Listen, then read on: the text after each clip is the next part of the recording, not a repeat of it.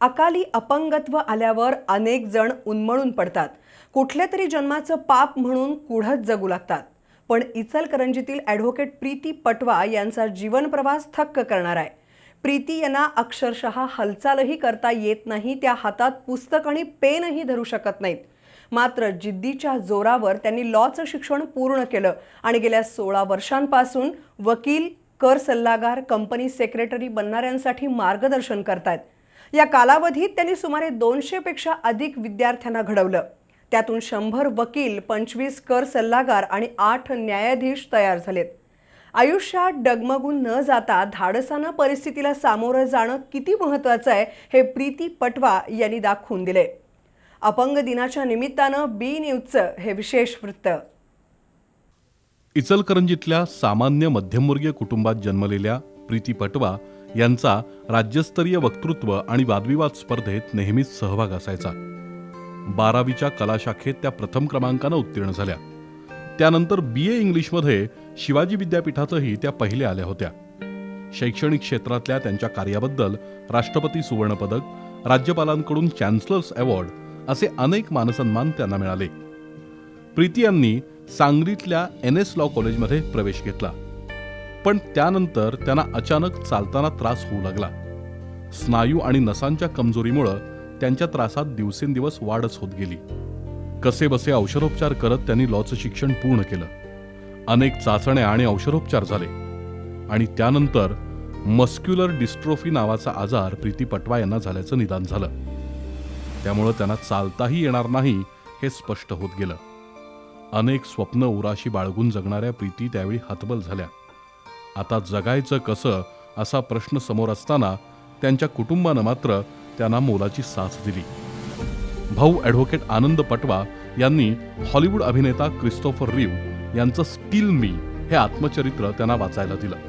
या आत्मचरित्रानं प्रीती यांच्या जीवनाला नवं वळण मिळालं. अगदी चालत्या फिरत्या आणि अगदी चांगली तब्येत असलेल्या माझ्या आयुष्यामध्ये जेव्हा हा प्रसंग आला, वयाच्या 20व्या वर्षी जेव्हा मला अचानक माहिती पडलं की आता मला आयुष्यभर पुढं परत कधीच चालता येणार नाहीये, तेव्हा मी हरले नाही, मोडले नाही असं नक्कीच नाही आहे. तेव्हा मी पण काही काळासाठी हरले, काही काळासाठी पूर्ण मोडून गेलेले होते. माझ्या भावानं मला त्यावेळेला सुपरमॅनची भूमिका करत असलेल्या क्रिस्टोफर रिव्ह याचं आत्मचरित्र स्टील मी आणून दिलं. ते वाचून मला माझ्या आयुष्यामध्ये एक नवी उभारी मिळाली. जेव्हा जेव्हा मी एखादा यश व्हीलचेअरवरती असताना मिळवायचे, माझं LLB झालं विद्यापीठामध्ये गुणवत्ता यादीतून, माझं LLM झालं गुणवत्ता यादीतून, तेव्हा माझ्या आईवडिलांच्या चेहऱ्यावरती जो आनंद यायचा तो आनंद म्हणजेच मी माझं यश समजायचे. माझ्या भावाची साथ म्हणजेच मी माझं यश समजायचे आणि त्यातूनच मी जिद्दीनं आणि हिमतीनं पुढे येत गेले. अजूनही जागेवरून उठून व्हीलचेअरमध्ये बसण्यासाठी प्रीती पटवा यांना दुसऱ्या व्यक्तीची मदत घ्यावी लागते. स्वतःची हालचाल स्वतः करता येत नाही. हातात पुस्तक किंवा पेनही नीट धरता येत नाही. तरीही 2004 मध्ये LLBचं शिक्षण पूर्ण करून त्या शिवाजी विद्यापीठात 3ऱ्या क्रमांकानं उत्तीर्ण झाल्या आणि 2006 मध्ये LLM मध्ये सुद्धा 2ऱ्या क्रमांकानं उत्तीर्ण झाल्या. स्टीफन हॉकिंग यांच्या आत्मचरित्रामुळे प्रेरणा घेऊन प्रीती यांनी लॉच्या विद्यार्थ्यांचे क्लासेस सुरू केले. शिवाजी विद्यापीठात LLM साठी प्राध्यापक म्हणूनही त्यांनी 5 वर्ष नोकरी केली. त्यानंतर आजपर्यंत वकील, कर सल्लागार आणि कंपनी सेक्रेटरी होऊ इच्छिणाऱ्यांना त्या मार्गदर्शन करतायत. गेल्या 16 वर्षात त्यांनी 200 पेक्षा अधिक विद्यार्थ्यांना मार्गदर्शन केलं. त्यापैकी 100 जण वकील, 25 जण कर सल्लागार आणि 8 जण न्यायाधीश बनले.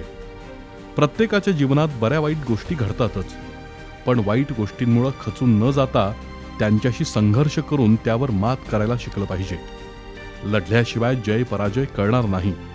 त्यामुळं आलेल्या परिस्थितीशी सामना केला पाहिजे असं ॲडव्होकेट प्रीती यांचं म्हणणं आहे. आयुष्यामध्ये जेव्हा कधी अडचण येईल तेव्हा लगेच जर तुम्ही आत्महत्येचा विचार केला तर आत्महत्या हा कुठल्याच गोष्टीचा उपाय किंवा पर्याय असू शकत नाही. आत्महत्या केल्यानं काय होईल, तुम्ही त्यातून सुटाल, पण मागं अनेक प्रश्न निर्माण होतील. म्हणून मला तुम्हाला सगळ्यांना हेच सांगायचं आहे की जेव्हा जेव्हा अडचण येईल तेव्हा तेव्हा त्या अडचणीवरती मात करून आयुष्यात जगायला शिका.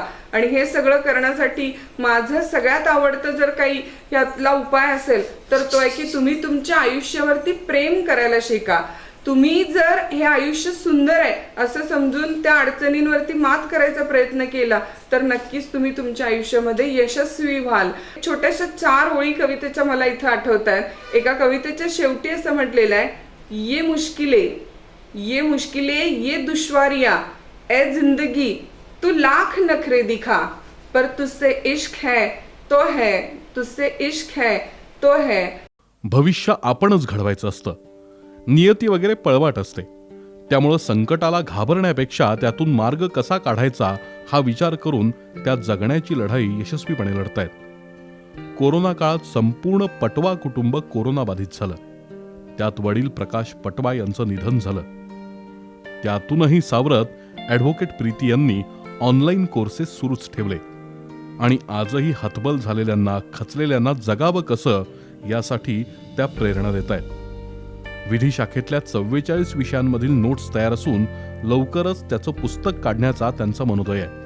अकाली अपंगत्व आलेल्या पण मनानं खंबीर आणि जिद्दी असलेल्या ॲडव्होकेट प्रीती पटवा म्हणजे विजिगीषू वृत्तीचं मूर्तिमंत उदाहरण. मेंदू सोडला तर माझ्याकडे काहीच नाही असं म्हणत आजही त्या अनेकांना जगण्याची नवी उमेद देत आहेत. 21 वर्ष अपंगत्व घेऊन जगताना स्वतःच्या बुद्धीवर विश्वास ठेवून त्या स्वावलंबी बनल्या आहेत. अशा दिव्यांग पण दिव्य बौद्धिक शक्ती लाभलेल्या ॲडव्होकेट प्रीती पटवा यांना बी न्यूजचा सलाम. गेल्या 17 वर्षापासून व्हीलचेअर सोबत मर्यादित आयुष्य असतानाही अनेक अडचणींचा सामना करीत त्या जीवन जगतात. जीवनावर प्रेम करतात, लढतात, पडतात, पुन्हा उठतात, जगण्यावर प्रेम करतात आणि सांगतात, ये मुश्किलें ये जद्दोजहद ये कशमकश ये दुश्वारियाँ ये जिंदगी तू लाख नखरे दिखा तुझसे इश्क है तो है. बी न्यूजसाठी कॅमेरामन मयूर चिंदेसह संजय कुडाळकर.